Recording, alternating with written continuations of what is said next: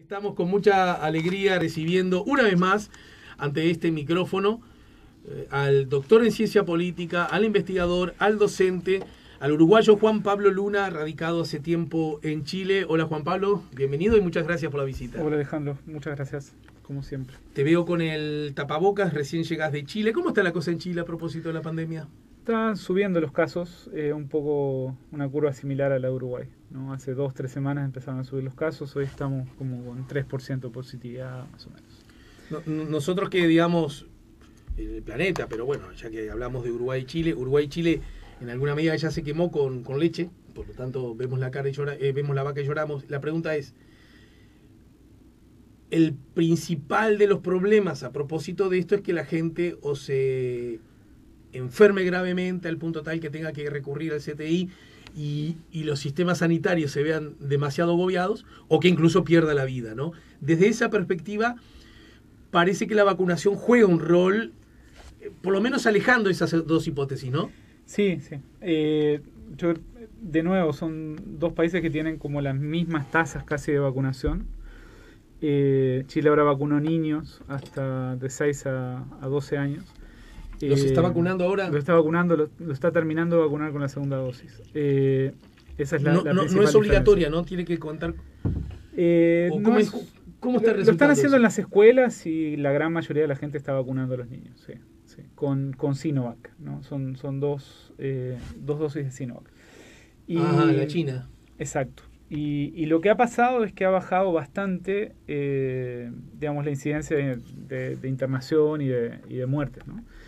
Y mucha gente, me da la impresión por anécdotas, digamos, de gente que conozco que está infectada, es como que la agarró entre en la segunda y la tercera dosis, ¿no? Cuando baja la inmunidad de la segunda y antes de que se llegaran a dar la tercera. ¿Y la tercera dosis allá de qué vacuna es? Depende, pero en general es Pfizer o AstraZeneca. ¿Y las dos primeras eran? Sinovac en general. Sí. Igual que Uruguay entonces. Pero por ejemplo las dos primeras Sinovac y la tercera Pfizer en el caso de Uruguay. Claro, pero a los jóvenes, por ejemplo, mi hija que tiene 15, la vacunaron con 2 de Pfizer de entrada. Mira. Entonces depende un poco de la población. A los mayores de 55 los vacunaron a todos con AstraZeneca. Salvo a las mujeres, porque tenían algún tipo de riesgo asociado. Bien. ¿No? Entonces hicieron como un esquema diferencial por edad y por género. Pero la mayoría de la gente tiene 2 de Sinovac y 1 de Pfizer. Yo recuerdo que hemos estado conversando en el último tiempo muchas veces. Y bueno, recuerdo que 2 años y monedas, 2 años y 33 monedas atrás, conversábamos a propósito de los, famosos estallidos sociales, a propósito justamente de la consigna, no son 30 años, no son 30 pesos, son 30 años, ¿no es cierto? Uh-huh. Y vos nos ayudaste en ese contexto, lo tengo muy claro, a entender un poco la trazabilidad de esta explosión, ¿no? Desde dónde venían las cosas. Asuntos que yo siempre digo saco pecho, pero es un pecho que saco sin tener ningún mérito.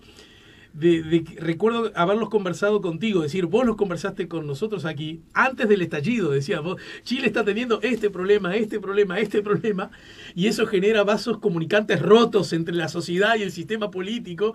Me acuerdo que los enumeraste, al poco tiempo vino el estallido, y al poco tiempo vinieron las explicaciones señalando eso que vos aquí ante este micrófono, simplemente porque habías llegado antes y porque sos lúcido en la materia, los habías volcado, ¿no? Desde esa perspectiva, 2 años después, entonces, objetivamente algunas cosas han cambiado, ¿verdad? Es decir, la nueva constitución, pero de pronto uno ve que Chile se ha transformado en una usina permanente y constante de noticias que incluyen el conflicto en una dimensión por lo menos muy subrayada. ¿Dónde estamos parados al día de hoy? Porque se vienen las elecciones, porque se reforma la constitución, porque hay problemas con los mapuches, porque hay un juicio político al presidente. Están todos los candidatos en cuarentena porque uno contagió al resto, o no los contagió, los mandó a cuarentena. Y tenemos elecciones en 2 semanas. La mejor manera de resumirlo es, yo acabo de mandar un libro a imprenta hace 1 semana y media y el libro ya se quedó viejo, ¿no? Estamos todo el tiempo, es como desde hace 2 años y medio, yo creo, te levantás con una noticia nueva que cambia el juego, ¿no? Entonces estamos viviendo por un lado lo que vos decís, digamos, como una explosión de conflicto en distintas dimensiones. El tema de la Araucanía está muy complicado, y está militarizada la Araucanía desde hace unos días, unas semanas. ¿Sabés qué es pertinente lo que te voy a preguntar? ¿Te animás a resumirlo en 5 enunciados? ¿Cuál es el problema con la Araucanía? Es decir, es bien complejo, digamos, porque ahí por un lado hay un grupo étnico que son los mapuches, que están del lado argentino, del lado chileno, que tienen tierras ancestrales en esa región del país, ¿no? En el sur, que coincide del lado argentino con Neuquén, Río Negro. Esas tierras ancestrales fueron obviamente despojados de ellas y desplazados de ellas, tanto por los españoles como por el Estado chileno. A partir de los 90, en esas tierras avanza muy fuertemente un complejo forestal, ¿no? O sea, élite económica comprando campo, desmontando y montando, digamos, plantación forestal, que al mismo tiempo lo que hace es secar el territorio de agua, ¿no? Y genera, digamos, a las comunidades mapuches que estaban como recluidas en ciertas reducciones y demás, problemas, digamos, para sus propios cultivos y para su modo de vida. Y esto a partir del 97, que hay un incidente muy grande, digamos, de quema de camiones, empieza a tomar un cariz más de conflictividad abierta. La Concertación al principio trató, digamos, de negociar, trató de incorporar la demanda indígena al proceso institucional. Eso no funcionó. Y el conflicto empezó a escalar. Y tenés hoy, y te recomiendo hablarlo con Germán Videgain, un investigador de la Universidad de la República que conoce muy bien este tema. Tenés hoy, digamos, por un lado, paramilitares por parte de los estancieros y de las forestales, que tienen fuerzas de seguridad propias, además de carabineros. Tenés grupos... esos paramilitares se presentan ante la ciudadanía como legítimas fuerzas de seguridad porque esta gente no protegiendo derechos de propiedad, ¿no? Tenés grupos, digamos, los mapuches son muy heterónomos, ¿no? No tienen una jerarquía, no tienen un liderazgo, son muchas comunidades, muchos grupos con distintos tipos de orientación, pero tenés grupos que están en la acción violenta. Hay ahora, digamos, una incidencia además de crimen organizado que tiene que ver con el robo de madera, con plantaciones de marihuana. Entonces está todo eso mezclado. Muy mezclado, ¿no? Y la solución del gobierno chileno siempre ha sido, tanto desde la centroizquierda como de la derecha, mano dura y represión, ¿no? Entonces esto es lo que ha llevado a escalar el conflicto. Y hoy estás en una situación como bien paradójica. La presidenta de la Convención Constituyente es una mapuche que está pidiendo diálogo y que está impulsando un proceso de reconocimiento en la Constitución, y por otro lado tenés un conflicto que ha escalado y se ha ido de las manos del gobierno en el último año. Bien, todo esto atravesado por muchos otros vectores, ¿no es cierto? Absolutamente. La propia discusión de la nueva Constitución, las elecciones que ya se vienen, un presidente enfrentando un juicio político, hoy mismo, ¿verdad? Hoy se vota en diputados, sí. ¿Y con qué perspectivas? He leído por allí que son bajas las chances de que prospere el juicio político. No está claro, digamos, que pase de diputados. Si pasa de diputados va a ser muy difícil en senadores, ¿no? Yo no veo, digamos, como apoyo parlamentario suficiente para la moción de remoción. Hay que entender que este es un gobierno que se terminó y que de alguna manera claudicó de gobernar hace 1 año y medio, 2, ¿no? Es un gobierno claramente en retirada, ¿no? Está en retirada. Chile tiene también como esta obsesión con respetar el mandato, ¿no? Sería el primer presidente, salvo Allende, obviamente, digamos, y algunos casos del pasado que terminan violentamente, pero sería el primer presidente, entiendo, digamos, como procesado por este tipo de institución. Y mi impresión es que esa tendencia, digamos, y esa como inclinación más, digamos, cultural en la sociedad va a predominar en la discusión en el Congreso, ¿no? Y por otro lado hay razones jurídicas. Por ejemplo, esto tiene que ver con hechos que no son de este mandato, sino que son del mandato anterior. Obviamente hay, digamos, base suficiente como para creer que Piñera estuvo involucrado en lo que se acusa que estuvo involucrado. A propósito, ¿cuál es la acusación de la acusación es tráfico de influencias y corrupción en la venta de una mina por parte de sus hijos a su mejor amigo, y esa venta estuvo condicionada a que el gobierno decidiera no declarar área protegida en la zona donde estaba el enclave minero, ¿no? Entonces, por todos lados, digamos, hay ruido ahí, ¿no? Uh-huh. Y tiene que ver con una larga tradición de Piñera de mezclar su interés privado y su especulación financiera con su rol público. Y en todo caso, Juan Pablo, ese aluvión de posibles pruebas que darían cuenta de una conducta irregular, salida de la norma y en todo caso claramente salida de la ética, ¿no? Ponele, sí. Con un gobierno en retirada, con un presidente que no goza de alto prestigio ni popularidad, ¿hasta ahí voy bien? ¿Cuál sería el problema que tiene el sistema político para soltarle la mano? Quiero decir, ¿por qué te agarrarías de un hombre que en definitiva, a la izquierda no representa, pero a la derecha no representa bien? Yo creo que la tendencia es, estamos todos, y empezamos por eso, ¿no? Yo creo que hay como un sentido común de que sería meterle aún más inestabilidad a una situación que ya es inestable, claro, ¿no? Queda muy poquito, falta 3 meses, el tipo es un paria. No conviene, digamos... no hagamos olas. No, hacer muchas más horas. Me parece que por ahí va la iniciativa de juicio político. Y la inercia. ¿Quién la lleva adelante?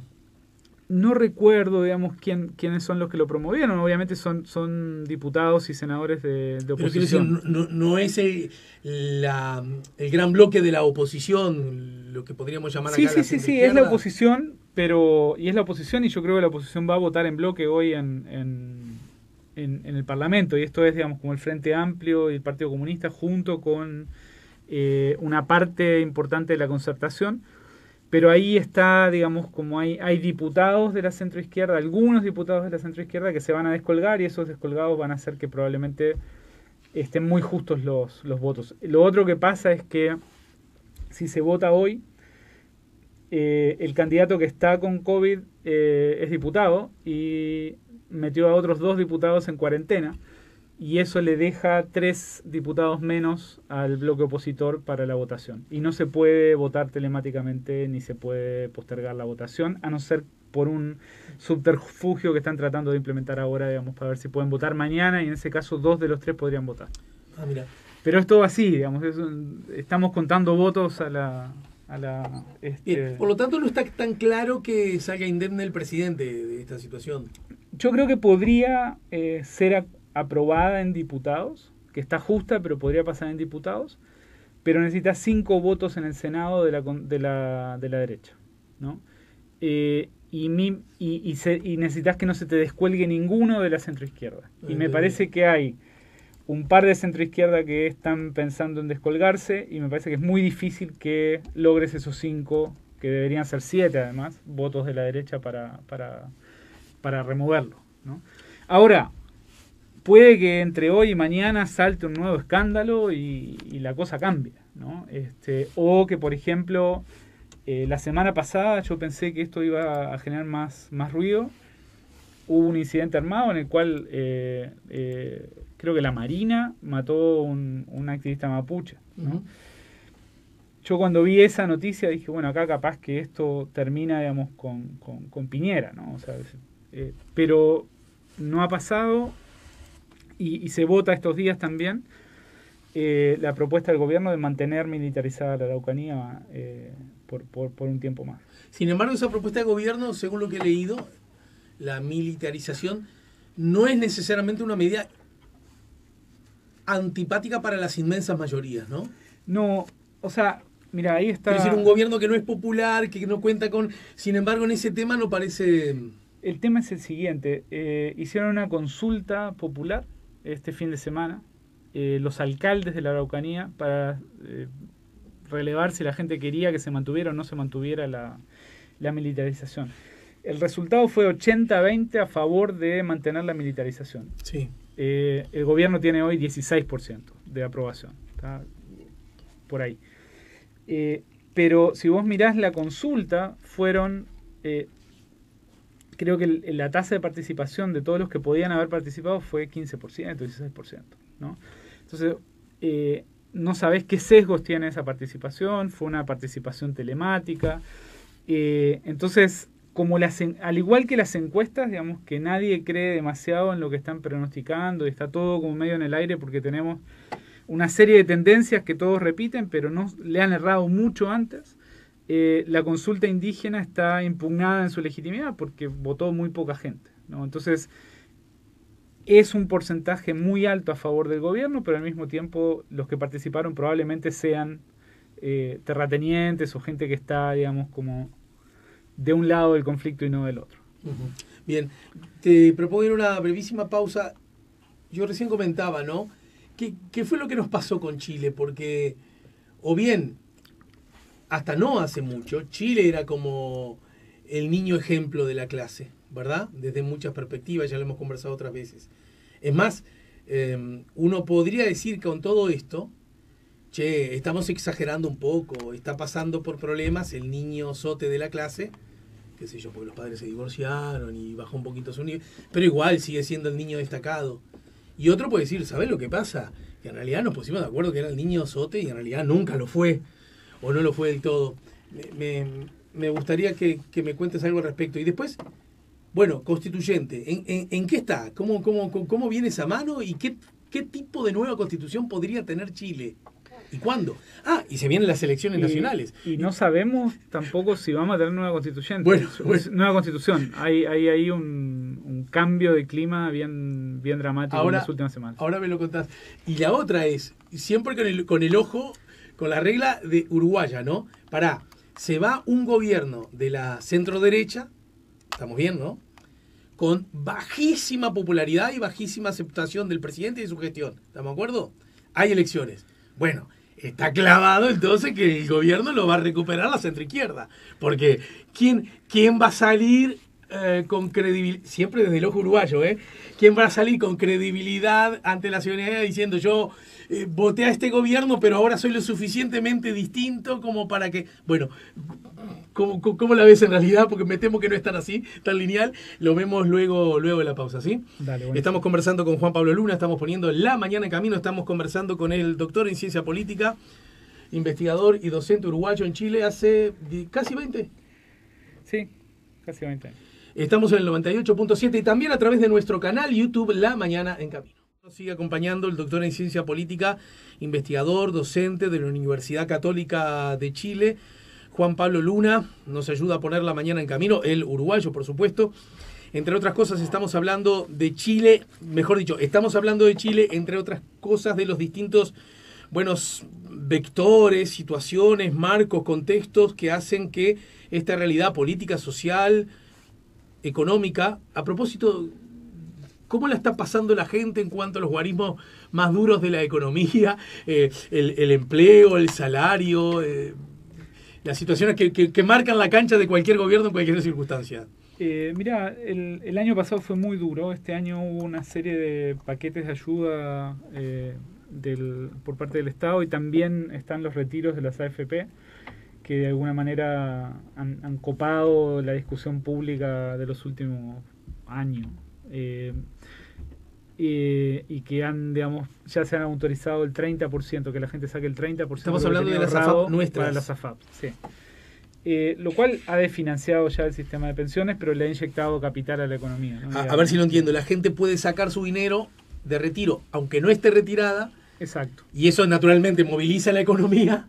Bueno, pero está generando problemas para luego, ¿no? Está generando problemas para luego y al mismo tiempo ha generado, digamos, junto a dinámicas internacionales, ¿no? Está todo el mundo con inflación, pero esto ha acelerado la inflación en Chile. Entonces hay un problema de carestía, de inflación. El empleo se ha recuperado bastante.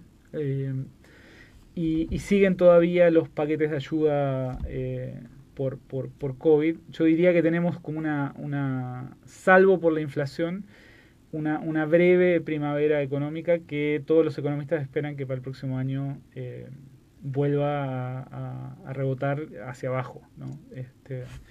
Entonces se ve complicado para el próximo gobierno, digamos, los primeros meses por lo menos, o el primer año o dos de inicio de gobierno. Bueno, decíamos más temprano que no sé si por dónde querés arrancar, por cómo está la situación a propósito de la discusión acerca de una nueva constitución o cómo están planteadas las cosas rumbo a las elecciones que en 2 semanas se vienen. Mira, te cuento rápido de la constituyente, si querés, y después Dale. nos metemos con la elección. La constituyente terminó hace un mes de decidir su reglamento después de tres meses de sesión. Empezó, digamos, con unos niveles de legitimidad muy altos, y esto tenía que ver con la incorporación de mujeres en un 50%, con la incorporación de indígenas y sobre todo con una incorporación en términos de clase social, ¿no? O sea, hubo en la elección de constituyentes, en parte porque se permitieron listas de independientes, un desplazamiento de los partidos tradicionales y de la élite tradicional que quedó muy reducida en la convención. Y eso nosotros estamos haciendo como un traqueo de la opinión sobre la constituyente, con focus group, con distintos tipos de metodología. Y al principio vos ibas a sectores que eran fuertemente despolitizados antes y veían dos políticas diferentes en Chile. La política tradicional, sucia, lejana, de la élite, y la promesa de la política constituyente. Después de 3 meses ha habido... en los cuales ha habido escándalos dentro de la constituyente, ha habido una campaña en contra por parte de los sectores más recalcitrantes, digamos, del establishment. Muchas campaña veces en contra a la constituyente. A la constituyente, montada muchas veces sobre esos escándalos o sobre cuestiones de forma, etcétera. Y luego de 3 meses tenemos reglamento listo, se empieza a discutir ahora, digamos, las cuestiones sustantivas de tipo de régimen, derecho, etcétera. Pero al mismo tiempo ha bajado fuertemente la aprobación de la constituyente, ¿no? Y hoy quienes aprueban la constituyente son menos del 50%, ¿no? Entonces eso abre la posibilidad de que eventualmente el año que viene, donde tenemos un plebiscito de salida, que es aprobar o rechazar la nueva constitución, pueda que se rechace la nueva constitución y que Chile vuelva a la constitución actual, ¿no? Después de todo este proceso. Pero ¿sabés lo que se me pierde en esta narración breve que hiciste? Es, en algún momento, quizás un poco exagerado, la creación de una nueva constitución, desembocar en una nueva constitución, sacarnos de encima la constitución pinochetista, ¿no? Venía a ser casi como la solución mágica de los problemas. Entiendo que esos entusiasmos que a veces las sociedades adquieren, por la misma razón que lo acabo de decir, esos entusiasmos son un tanto exagerados, optimistas de más, bla, bla, bla. Bueno, y siempre hay como un lugar, como igual que en el ludo, retroceder 2 o 3 casilleros, sí, pero sin tirar el agua sucia con el nene adentro, ¿no? ¿Qué fue lo que pasó que ahora aquello que parecía ser la solución se transforma? Mira, yo no diría en los problemas, pero por lo menos ya no confiamos en eso. Nosotros hace 1 mes y medio y 2 meses que empezamos a notar un cambio drástico en el eje del debate en Chile. Lo que era esperanza con los cambios, lo que era, digamos, como buen humor con el proceso, eso empezó a mutar en una demanda por bajemos la incertidumbre, orden, está todo el tema de la delincuencia muy central, no solo en la Araucanía, sino delincuencia bastante descontrolada y que aparece mucho en los medios, obviamente. Entonces, lo que se empieza a configurar en Chile, de alguna manera lo que empieza a pasar es que el sector del rechazo al proceso, que estaba muy embretado en la élite de derecha y en el empresariado, ¿sí? Empieza a bajar a la sociedad y empieza a permear capas medias y sectores populares, ¿no? Entonces tenés hoy lo que era un grupo de gente esperanzado con el proceso de cambios, empieza a mutar en algunos sectores en una coalición media de orden, ¿no? Paremos la incertidumbre, tal vez antes estábamos mal, pero estábamos mejor que ahora, ¿no? Y eso genera y empieza a generar cambios también en el escenario electoral, ¿no? Irrumpe, como planteabas vos, en un contexto que parece como contraintuitivo, desde la derecha del gobierno, desde la oposición derecha del gobierno, un liderazgo muy radical de derecha, ¿sí? Que era minoritario, digamos, al principio de la carrera electoral y que hoy es el primero y el que va ganando, digamos, según las últimas encuestas publicadas ayer. Esto con relación a las elecciones. Con relación a las elecciones. Entonces, que encabezado por la figura esta de Kast. De Kast. Entonces, de alguna manera lo que tenés es esta mutación que ves respecto a la constituyente y a los cambios. Me parece que también se traduce electoralmente en una demanda por orden, ¿no? En un bonapartismo después de la Revolución Francesa. ¿Sí? Es ese tipo de movimiento, ¿no? Es una coalición conservadora que se asusta, digamos, con el proceso, que empieza a tener, digamos, como problemas en su vida cotidiana y a la cual le empieza a hacer sentido este tipo de liderazgo que habla muy clarito, da muchas certezas, ¿no? Desde un programa que es aberrantemente conservador, ¿no? Y eso a la gente le empieza a hacer sentido. En lo político, en lo moral, en lo social.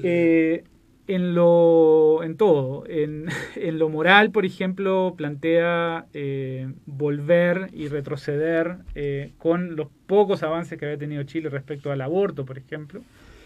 Allá está despenalizado solo en cuestiones muy puntuales, ¿no? Allá hay aborto que se llama de 3 causales, digamos, que son cuestiones bien puntuales, ¿no? Riesgo materno, violación, ¿Y alguien propone retroceder aún sobre eso? Kast plantea retroceder en eso y sacarlo. Plantea, digamos, la legislación del aborto en Chile hoy es lo que se logró en el último gobierno es llegar a algo así como 1940, ¿no? Se repuso una ley que era de 1940. Bueno, plantean sacarla. En términos políticos, por decisión del presidente, sin autorización judicial, parlamentaria, etcétera, se plantea la posibilidad de detener personas, interrogarlas por 5 días en sitios no oficiales, ¿no? O sea,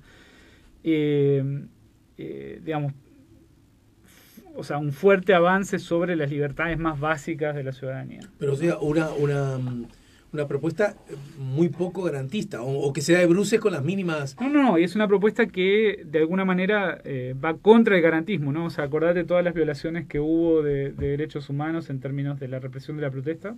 Pero, ¿sabes lo que él está diciendo? Bueno, hay que darles más garantías a Carabineros y a las Fuerzas Armadas para que puedan actuar con libertad. Lo que yo recuerdo, que brutal, ¿no? Los procesos políticos sociales de una sociedad.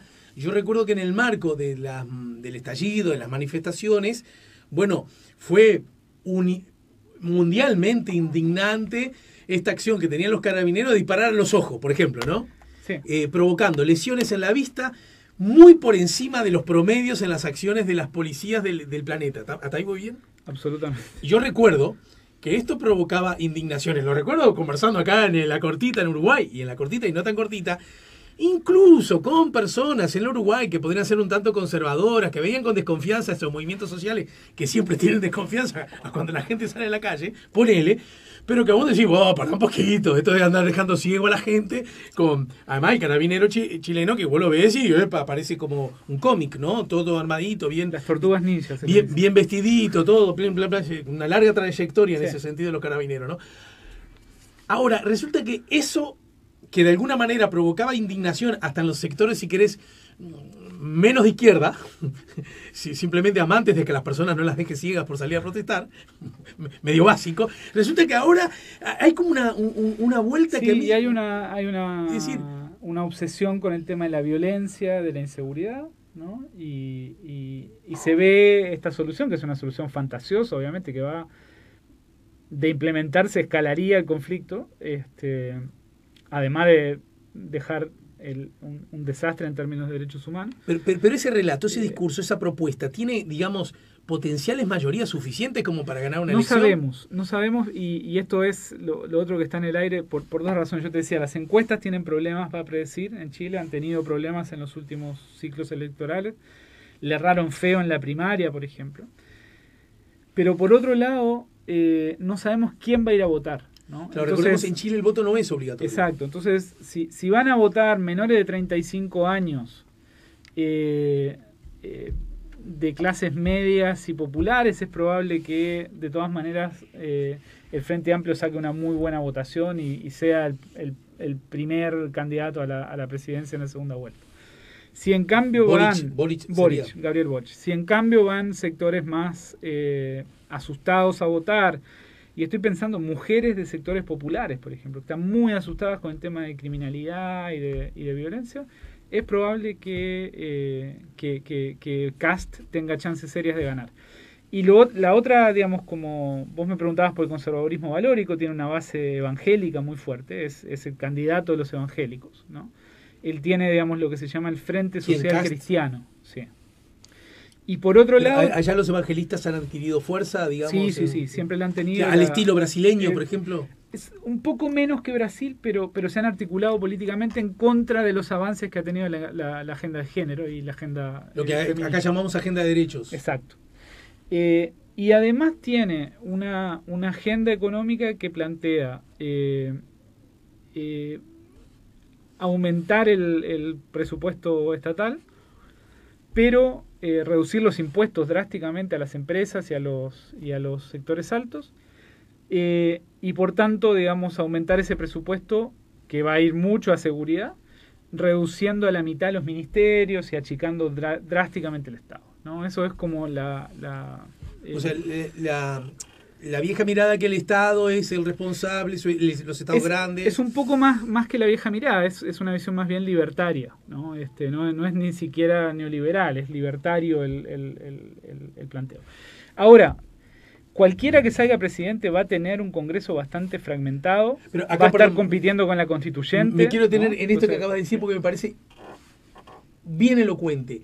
Esas miradas libertarias a propósito del funcionamiento de la economía y por lo tanto del rol del Estado, increíblemente en un mismo relato, en una misma persona, se dan de bruces con una mirada inmensamente conservadora, ¿no? Sí. Que uno podría decir que yo siempre he respetado mucho esas miradas muy, muy liberales en lo económico, pero que precisamente como el valor máximo es la libertad, también son muy liberales en lo social, en lo moral, se entiende lo que voy. Sí. Y yo veo que acá, en estas zonas del continente, se enlazan esas dos grandes contradicciones y a nadie se le mueve un pelo, ¿no? A nadie se le mueve un pelo y de hecho lo que ha logrado con eso es, con la agenda económica ha logrado traerse a parte del empresariado y a parte de la derecha piñerista, ¿no? Entonces, bueno, de alguna manera lo otro que pasó en este ciclo, digamos, y en estas semanas en las cuales el tipo fue creciendo, es que al igual que pasó con Trump o con otros liderazgos de este tipo,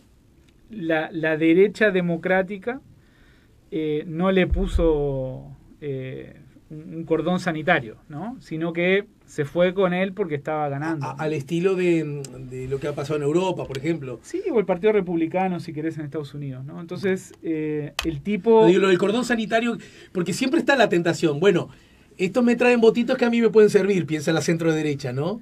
Che, pero mirá que están muy alejados y no es tanto, y se va a moderar. Y después vas a ver que los traemos y los civilizamos, ¿no? Sí, y él ha sido una gran candidatura en términos de la campaña, es un tipo que habla muy serenamente, no se pelea con nadie, tiene un tono, claro, ¿no? Y dice unas barbaridades increíbles, pero con un gran tono, ¿no? Y eso ¿Cómo se posiciona ante la dictadura de Pinochet, por ejemplo? Él fue y sigue siendo no sé si un pinochetista duro, pero estuvo al lado de la dictadura de Pinochet y reivindica el legado de la dictadura de Pinochet, ¿no? Y su mentor, por ejemplo, digamos, en la Facultad de Derecho de la Católica es el ideólogo de la Constitución que hoy tenemos, ¿no? Que se hizo bajo Pinochet, ¿no? Entonces, que de nuevo es una Constitución que combina de forma muy interesante el liberalismo económico con el conservadurismo moral y social. Y ya quiero que hablemos de porque Andrea me lo pregunta por el chat en el canal YouTube. Ale, preguntale cómo está la cosa con los migrantes y por qué razón el pueblo chileno reacciona tan mal contra este colectivo. ¿Será que los consideran una amenaza a sus fuentes laborales o por qué? Se pregunta Andrea, porque ha habido ruidos muy, bueno, más que ruidos, hubo acciones bien concretas, ¿no? Pero antes de llegar a eso, y en ese contexto, mira, porque me estás respondiendo a la pregunta anterior, está gobernando la derecha, o el centro derecha, para decirlo, es más correcto quizás, ¿no? Sí. Está gobernando la centro derecha. Y en Chile se ha dado una tradición desde la recuperación democrática que gobierna bastante tiempo la centro-izquierda, con matices, pero bueno, se podría llamarla bien centro-izquierda. Ha pasado a la centro-derecha, ha vuelto a la centro-izquierda, volvió a la centro-derecha, entonces uno puede pasar. Bueno, está gobernando mal la centro-derecha, el presidente tiene muy baja aceptación, el gobierno está siendo mal visto, está la mesa servida para que, con 3 o 4 cositas adecuadas, la centro-izquierda vuelva a retomar el gobierno. No es, más bien que se está corriendo la cosa hacia la derecha más dura. ¿Y qué le está pasando a la centroizquierda? ¿Se le está escapando la nena? Yo te diría dos cosas. Por un lado, es relativamente engañoso pensarlo en términos de izquierda-derecha. Bien. ¿No? La derecha, la centro-derecha tradicional y la centro-izquierda tradicional, la concertación, ¿no? Están en una crisis profunda. ¿Sí? Y lo que hay son un nuevo partido o un nuevo conglomerado a la izquierda de la concertación, que es el Frente Amplio a Prueba de Dignidad, que es el Frente Amplio más Partido Comunista, y un nuevo partido de ultraderecha a la derecha del partido tradicional. Ambos con liderazgos bastante personalistas. Claro. ¿No? Entonces lo que tenés son gente nueva, y el que hoy está tercero según algunas encuestas es un tipo que está haciendo una campaña antipolítica desde Estados Unidos, no puede entrar a Chile porque debe $300.000 de pensiones alimenticias de sus hijos. Ha hecho toda la campaña por Zoom y por TikTok y por Facebook. ¿Pero quiere ser presidente un tipo que no le pasó plata a sus hijos? $300.000 de pensiones alimenticias en Chile, y no puede entrar a Chile porque lo llevan detenido, ¿no? Ese tipo hoy aparece tercero en las encuestas o cuarto en las encuestas, ¿no? Con un 10-12% del electorado. Entonces tenés una elección donde las tendencias ideológicas de alguna manera están muy presentes y es una elección muy polarizada entre izquierda y derecha, pero lo que a la gente le hace sentido es que estos son liderazgos nuevos que vienen de fuera del sistema tradicional. Claro. Respecto a lo que planteaba Andrea, yo me olvidé, pero una de las agendas fundamentales de Kast es básicamente una agenda antimigrante. Esto hace mucho sentido en el norte, por ejemplo, donde tenés una frontera abierta con Perú, Bolivia, y donde están llegando masivamente migrantes venezolanos, ¿no? Hay mucha migración colombiana también por el tema de minería, etcétera, y ahí hay mucha resistencia por competencia con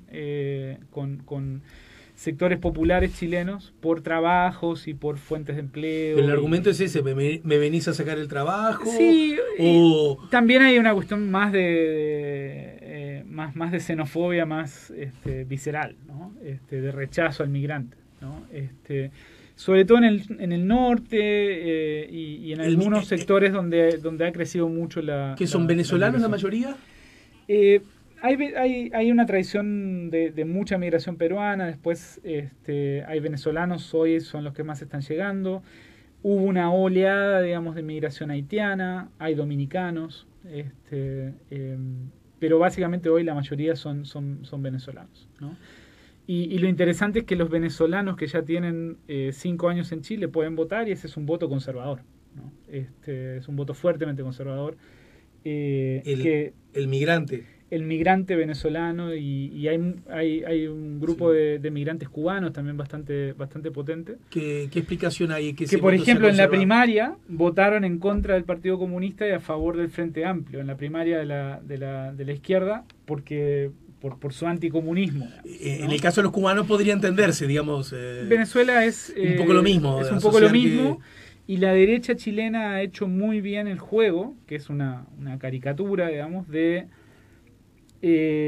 alguna manera poner dos alternativas sobre la mesa. O vos estás del lado, digamos, del sistema y el modelo chileno, o la otra alternativa es Chilezuela, ¿no? Con eso ganó la campaña. Bueno, eso ¿no? Eso se dice sin el más mínimo rasgo de creatividad en todo lo... Y funciona, lo más triste es que funciona. Claro, entonces, ahora que... Bien, para que dijiste al pasar algo que me sonó muy interesante. Vos decís que hay migrantes venezolanos o cubanos que, por la ley vigente, ya tienen derecho al voto, o sea que lo adquieren rápidamente, por lo que veo. 5 años de residencia. Antes que... En Uruguay quizás la ventaja que tienen es que enseguida tienen papeles, quizás, claro. no sé cómo será en Chile, pero que ya participar en las elecciones y transformarse en ciudadanos les lleva un poquito más, ¿no? Sí. Bueno, allá... Pero lo curioso es que estarían dispuestos a votar aquel discurso que dice los migrantes son enemigos. Yo no sé si van a llegar a tanto, pero no van a votar por la izquierda, ¿no? Entonces, como el voto es voluntario, probablemente ese voto se disperse o no vote. Lo que pasa es que ellos llegaron con gobiernos de izquierda o derecha, porque eso también puede ser una clave, ¿no? Para entender. Con gobiernos de izquierda en general, o sea, los que están hoy habilitados para votar llegaron durante el periodo de Bachelet, pero ahí digamos la virulencia en contra de la izquierda, de todo lo que huele a izquierda, tiene que ver con lo que vivieron en Venezuela, ¿no? Y con ese trauma, digamos, de la salida de Venezuela. Pero claro, ahí sí. O sea, no sabemos cuánta de esa gente va a votar, pero hay, digamos, como una otra paradoja, ¿no? Y al mismo tiempo Kast está planteando hacer una zanja en la frontera al estilo del muro de Trump. O sea, ¿no? Trump lo decía para arriba, él lo pone para abajo. Él lo pone para abajo, puede que sea más barato, digamos. Y le falta agregar, y de paso le tiramos tierra encima una vez que queden abajo, ¿no? Es tremendo. Pero a mí me resulta, realmente, yo ya estoy quemado con leche. No me asombra tanto que haya discursos de esa naturaleza, no me asombra tanto que haya portavoces de esa idea. Lo que realmente me desconsuela un poco es que haya masas, gente detrás de eso, ¿no? Sí, no, y es un proceso que, o sea, yo nunca lo había vivido, digamos, como in situ, y es bien impresionante cómo rápidamente empieza a cundir ese, digamos, como ese nuevo sentido común, y empieza a cambiar la dirección de la elección, ¿no? Y vos sentís, por ejemplo, no sé, vas al supermercado y escuchás replicar noticias falsas que viste en las redes sociales y que empiezan, digamos, como a repetirse como mantra, ¿no? Y que de alguna manera confirman ese cambio y ese giro en el electorado.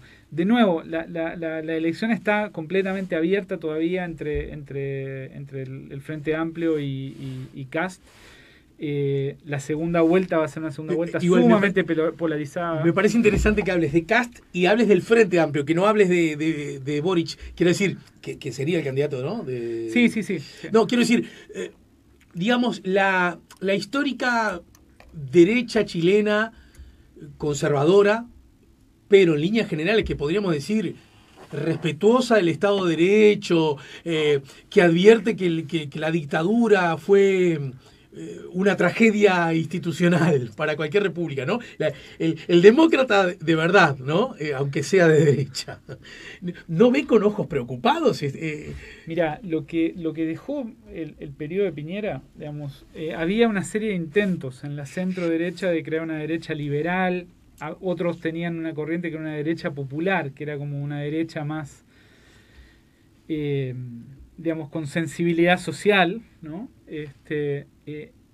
Esos intentos están desfondados hoy electoralmente, ¿no? Y es parte, digamos, del legado de Piñera, tiene que ver con haber matado todo eso, ¿no? Entonces lo que te queda es la derecha más dura que se está yendo con Kast, ¿no? Kast creó su propio partido que se llama el Partido Republicano. Kast aparece como algo distinto a Piñera, entonces. Sí, completamente. Claro. Y él se declaró oposición a Piñera hace 2 años, ¿no? Y se declaró oposición a Piñera porque tenía que haber reprimido más, y por el desorden y por la violencia que dejó. El mano blanda de Piñera. Exacto. Entonces, esto es como, el símil es Cabildo Abierto, ¿no? Es un personaje, digamos, en este caso no es militar, filo dictadura, digamos, en el caso de Kast, que crea un partido y a partir de su figura empieza, digamos, como a traccionar, y hoy está aspirando a tener una bancada razonable.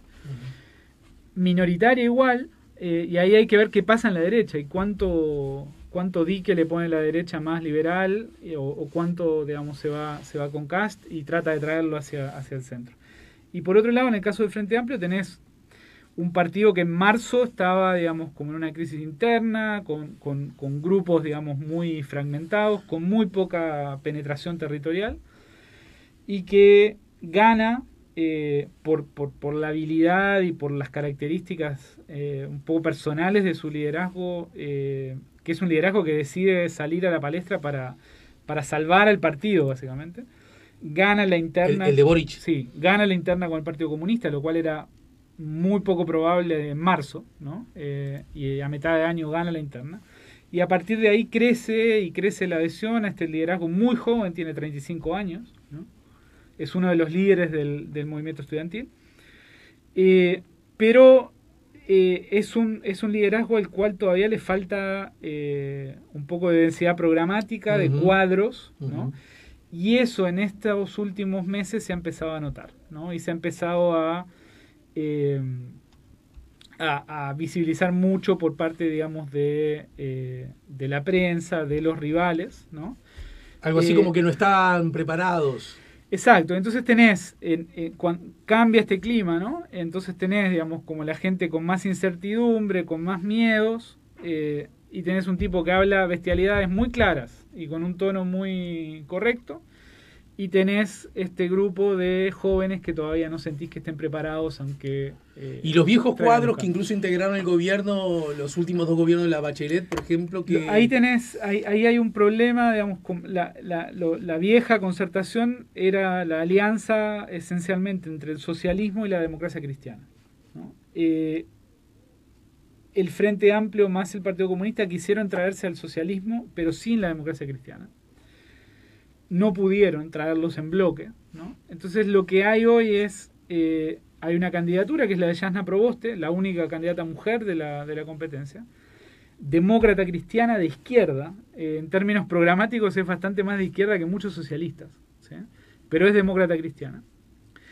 Formalmente el Partido Socialista está con ella y la está apoyando, pero ha habido como un descreme hacia la candidatura de Boric, ¿no? Entonces lo que se espera es, si las encuestas están más o menos correctas y pasa Boric, que el Partido Socialista y los viejos cuadros socialistas desembarquen en el comando de la izquierda. El problema ahí es cuánto costo reputacional eso les genera en sectores que quieren cambio y que ven caras viejas y no las quieren ver, ¿no? Para terminar, y los medios de comunicación, digamos, las grandes corrientes de información, de opinión, ¿en qué dirección operan? Si es que operan en alguna dirección, a lo mejor uno encuentra allí libertades plenas y absolutas donde todas las voces... Mira, te lo voy a poner de la siguiente manera. Esto es como, para ponerlo, es una caricatura y después la podemos matizar. Pero es como que tengas Uruguay con 3 diarios El País, ¿no? Sí. Esa es, digamos, como la prensa escrita. La prensa escrita, digamos, que se lee cada vez menos y que la lee, digamos, básicamente la élite, es la vocería de la élite, ¿sí? El tema es que esa prensa escrita sigue marcando la pauta de la discusión en televisión, en radio, etc., ¿no? Lo que ha surgido con el estallido y desde antes, obviamente, es una serie de nuevos medios, ¿sí?, que tienen menos repercusión en los medios de prensa tradicional, pero que han formado opinión y que han difundido como visiones alternativas. Uno de ellos, digamos, es uno de los que publica el caso de Piñera, que termina en la acusación constitucional, que han empezado a tener, digamos, más difusión por redes sociales, ¿no? Entonces hoy tenés un panorama de medios un poco más abierto. Mi impresión, digamos, es que todavía muy fuertemente segmentado, ¿no? Entonces, donde la gente de centro-izquierda, izquierda, cada vez lee más diarios alternativos o portales alternativos o sigue cuentas de periodistas de investigación, etcétera. Y por otro lado tenés un sistema de medios que sigue funcionando con la élite, ¿no? Y que de alguna manera es como la burbuja de filtro de la élite que reproduce de alguna manera el sentido común de ese grupo. Bien. Bueno, mi querido Juan Pablo, se me amontonan grandes, no grandes de calidad, sino grandes en cantidad, preguntas que servirán como excusa para próximos encuentros en vivo o a través de un Zoom. ¿De acuerdo? Muchas gracias como siempre y bienvenido a casa. Dale, gracias. Ya te volvés prontito, ¿no? Esta semana, sí. Bueno, vamos arriba. Saludos a la familia. Gracias. ¿Hinchas de qué cuadro son los chiquilines allá? Nacional. ¿Y de allá no hay caso? No hemos podido encontrar algo que nos guste. Bien. Gracias, Juan Pablo Luna, el doctor en Ciencia Política, investigador y docente que nos acaba de ayudar a poner la mañana en camino.